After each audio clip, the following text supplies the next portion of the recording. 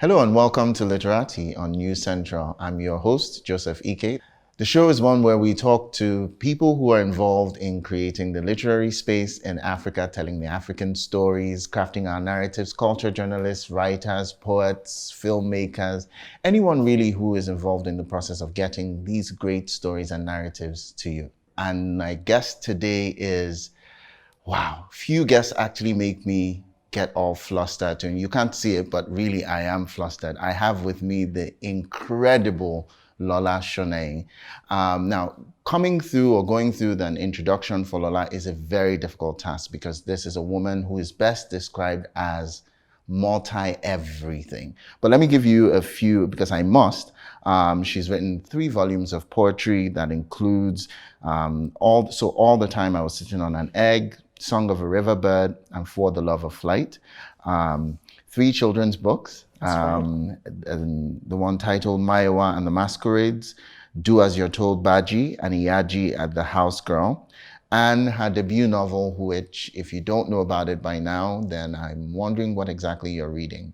The Secret Lives of Baba Shegi's Wives. Numerous, way too numerous to count, short stories. She is a writer, but one of the other things I'm sure, if you've ever heard the name Lola Shoneyin is attached to, is the Ake Book Festival. We'll talk a lot about that. Lola, thank you so much. It is both an honor and privilege to have you on the show today. It's great to be here. Thank you, Joseph. So getting right into it, I mean, it's difficult to even know where to start. But let me start with one of the things that has often been associated with you, Lola. You are a disruptor. Would you agree with that as a description of you as a person? Like you come into a space and you shake things up, but always for good. I think that actually describes what I do exceptionally. It's what I live for.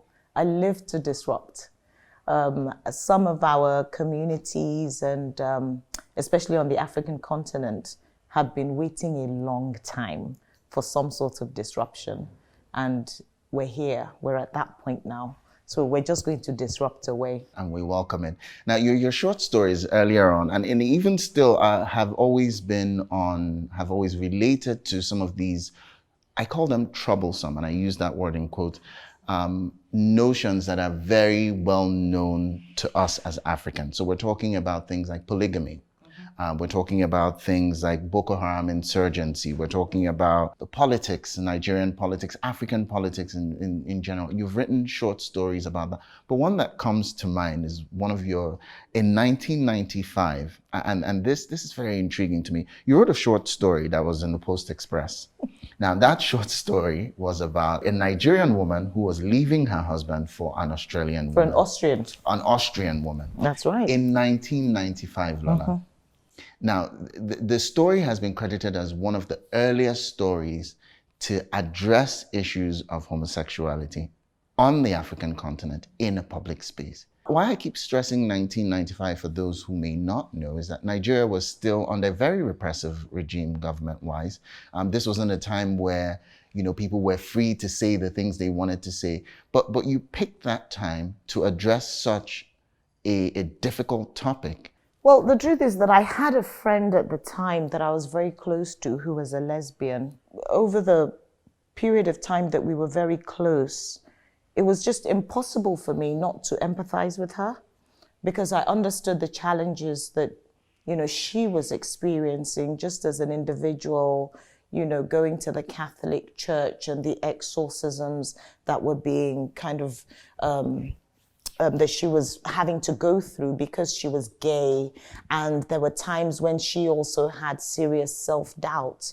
And I guess I just took it upon myself at the time to put a story out there that might just help people understand her circumstances. I've always been of the belief that, conversations are really important. Conversation starters are just as important. And whatever comes out of those conversations is often a reflection of how we feel. And sometimes it reflects where we want to go. And I'm very big on us just having conversations. I mean, when I say us, I mean Africans. Having conversations about what our future looks like. And I think what that does is that it helps us to reflect properly on the present and what we're doing right now. There was a heavy backlash, obviously. What was that like for you? I didn't really care. I mean, if you're going to focus on the backlash or, criticism and stuff like that, if you have the kind of personality that I have, which doesn't see these obstacles and finds it very easy to kind of close my eyes and my ears to that kind of criticism, it's just really critical that you can do that. If you are engaging with the negative press, if you're engaging with the backlash, you're just not going to be able to move forward. So I kind of take it in my stride without really taking it in my stride. I know it's there, but I just don't listen to it. I encourage and I'm looking to immerse myself in the sort of vibes and the sort of energy that propels some of my ideas forward. We'll take a short break, and when we come back from the break, we need to go back to your writing. Okay. And I know that we're not going to be able to do this for too long because, you are Lola Shoneyin. We can't stay on the writing when we talk. But when we come back, we'll take a step back and talk about your poetry. Okay. And you tell us a little bit more about that. So please stay with us. When we come back, we'll continue the discussion with Lola Shoneyin.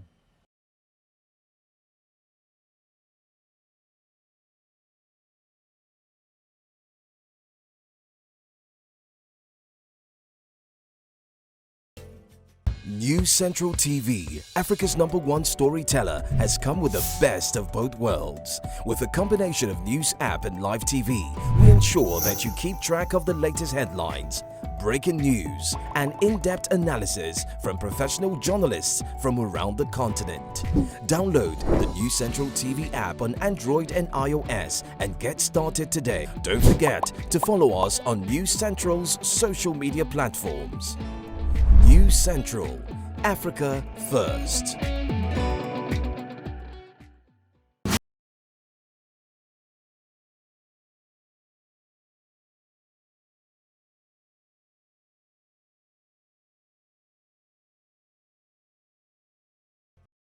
Welcome back. If you're just joining us, we're on Literati with the wonderful Lola Shoneyin, continuing our conversation. You can join the conversation, follow us on @NewsCentralTV, #NCLiterati.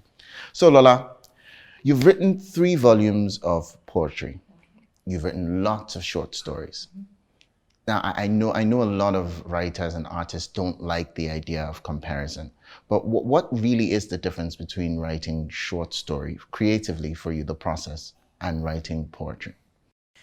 It's difficult for me to compare the two right now. Perhaps I can speak to poetry and writing a novel. Yeah. Because in some way, the idea of kind of compressing your ideas into small units, I mean, it's the same thing that you do with poetry to a larger scale that you do with short stories. And these forms, I guess, are pretty different to, writing a novel, which is sustained prose. I've always been very lucky with poetry because it kind of comes to me. So if there's anything like that comes as a result of real inspiration, I think it's the poetry. So sometimes I'm washing dishes, sometimes I'm engaging in some mindless activity, and that's when lines of poetry come to me. A lot of the time my poems are issue-based. A lot of the time they're based on introspection and my own personal reflections and the way that I see the world. And the older that I've got, I think my poems have become more focused even on family, just things about motherhood. So with poems like The Head Story, like Forkito, like Birthday, those are all stories about being a mother. Because as a Nigerian woman, sometimes there just isn't enough bandwidth to reflect on what motherhood means to you and what it means to kind of look and watch your children literally bounce out of your arms from when they're tiny, and one minute you're suckling them, the next minute they're going off to university, and you're just like, where did all the time go? So I'm really grateful that poetry has allowed me, or has given me those opportunities to reflect, to think about what parenthood really means, to think about love, some of the loves that I've lost and gained in my life. Poetry is where I think for me, my what's inside me really comes out. And it's good that it's poetry because there's lots of, there's deniability. So if everybody says, what was that poem about? You can say, I want poetic persona, use a poetic license, you can.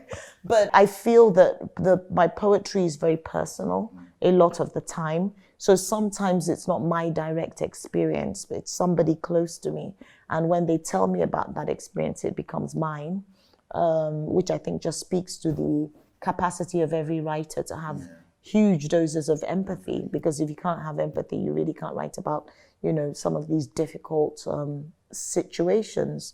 So there's that, and I feel very lucky to have poetry to do that for me. But with novels and with writing Babasegi, before Babasegi, I'd actually written 2 novels. Yes, and I was going to bring that up because all we know is Babasegi. There know. are 2 other novels. No. Where are they, Lola? There's one called Fertility Nails. Nobody wants that novel. I do. I'm listen, sure when we nobody wants that. We do. We would like to. Fertility Nails. It's what people call juvenilia.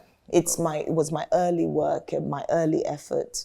The first, I think, full-length novel that I wrote was one called Harlot, which was exploring the life of a woman who lived in the 60s and 70s downtown Lagos.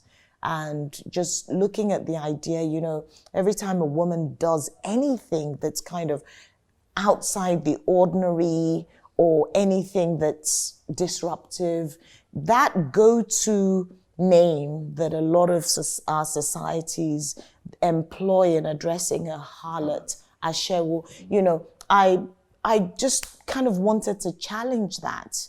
I wanted to look at how this woman who's called these names has actually contributed to her society, so through some of the work that she does, and also give her an opportunity to, the story is told through the voice of the harlot, but also the interspersing narrative is actually told from the voice of a journalist who goes to interview her. So there's quite far back in history, going back to the 1930s, and then there's the modern day kind of the woman interviewing, that sort of technique. So I did that, and I tried to publish it, tried to look for a publisher in the UK. And it was very interesting to me because I hear a lot of people saying it these days that, I tried to, send my novel to a certain publisher and I was rejected because they already have a black publisher. That is exactly what happened to me.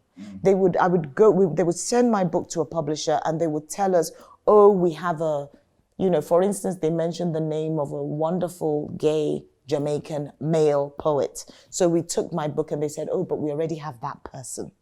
So we don't, So we filled our quota. Yeah, we filled our quota. And this was happening in England in, 2009 and 2010. And I was just like, is this what this world really is? I couldn't believe it.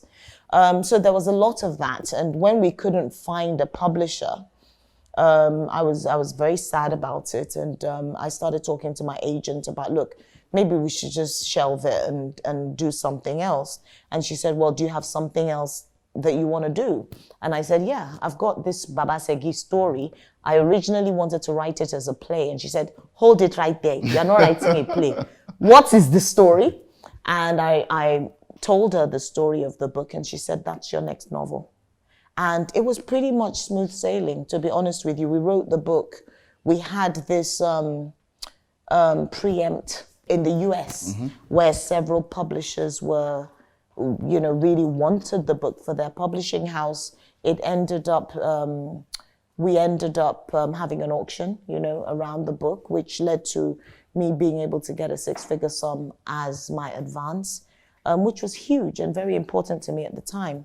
So the thing with the novel is it's a lot of hard work, but I think the gains come a lot harder and a lot faster than when you're writing poetry. The form is different. The way you approach it is different. When you're writing a novel, you know that it's going to be sustained. So you kind of have to tune your mind in to that manner of expressing your creativity. All right. One of the things we're going to try and touch on later on is you are also now a publisher. I am, yeah. So Is there any chance that we're going to see Harlot published by you? Probably not. Is there any chance we're going to see Harlot published by someone else? There's an excerpt from Harlot in the Africa 39. That might be all you ever see. I'm sure they share the disappointment that I feel right now. I'll keep probing and hoping that somehow we could get you that book. But I think it's a wonderful novel. I'll look for a way to get the manuscript and maybe even share it on the show next time. Oh, wow. But then it brings us to Baba Shegi's wife. I've shared with you how at a certain point I made the decision I wasn't going to read anything but Nigerian and African authors. And it was one of the first books I read when I made that decision. And it seemed to be the perfect book to validate that decision. It's one of those books where you could relate to every aspect of it. You just find yourself in that story and you go with the story and it's done and you keep turning the edges hoping to know what's going, where are they now, what happens now. And it's such a timeless story. It's funny to see that about a book that was written not so long ago, but it's been done in so many different forms. It's gone as a play and recently in BBC. How do you feel about this multiple versions or platforms that the book has gone to? I just think it's a gift that keeps on giving. I mean, that's all I'm just really grateful. I knew it was an important story. I knew it would resonate with people. For instance, a lot of people tell me that when they're introducing people to African fiction, they often start with Baba Segi because it's so accessible. I think for a lot of people, because it's humorous and they find the characters to be really relatable. And that just gives me so much joy because that's all I wanted. I wanted to write a story for an African audience. I wasn't really thinking about the West. I knew that Africans would get this story. Oh, and we did. You know, and that's why I wanted to write it. It was just clear to me. And I'm just grateful. Yeah, we have the one-woman show. We've had the play, 2 iterations of the play. And most recently, as you've mentioned, the radio play on the BBC. And hopefully there'll be the plays coming out again. And of course, we're looking forward to the movie. Yeah. So I tried to put that. Now, we'll take another quick break, but when we come back, we'll talk about the Ake Book Festival, the Kaba Fest, Book Buzz Foundation, and some of the great work that you're doing, creating spaces where creativity actually becomes the platform to discuss larger social issues, particularly for young people. So don't go anywhere. We'll come and talk about what I'm sure you've been waiting to hear about after the break.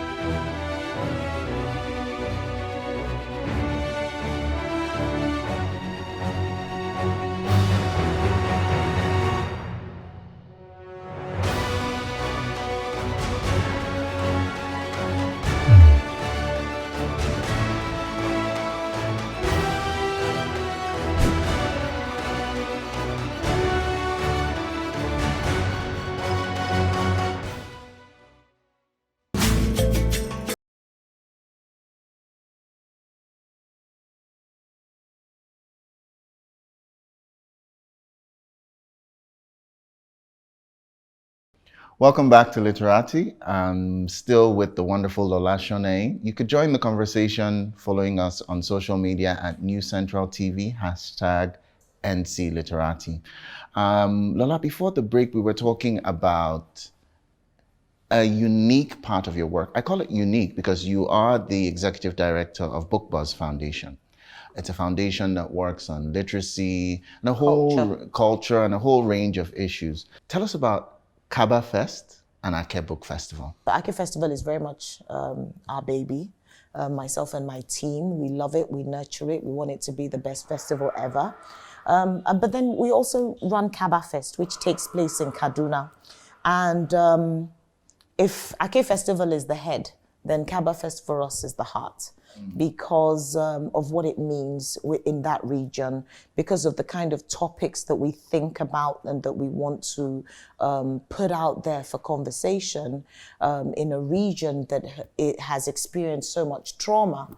So it's really meaningful when you have those conversations and you can see immediately that what's being said by the different guests is actually changing lives. So I often refer to this thing about Africa, this concept of self-confidence, which is, of course, missing. We have colonialism to blame for a lot of that. But beyond that, there has been, I think, considerable loss of identity, considerable loss of who we are and what our strong suit is. And our strong points. And I'm really keen to be able to remind people of those elements of Nigerians, of Africans, of people from different ethnic groups, the things that make them strong, the things that make them important, the things that make them unique, while being careful also to make them aware of the fact that culture should serve the people. It shouldn't be the other way around. We shouldn't serve I was culture. just going to say that because as much as I have attended, I was lucky enough to have attended Kaba Fest, and the sense that I get from a lot of the participants, people who, it's almost like a pilgrimage that is conducted of young people from all across the region who travel down for Kaba Fest.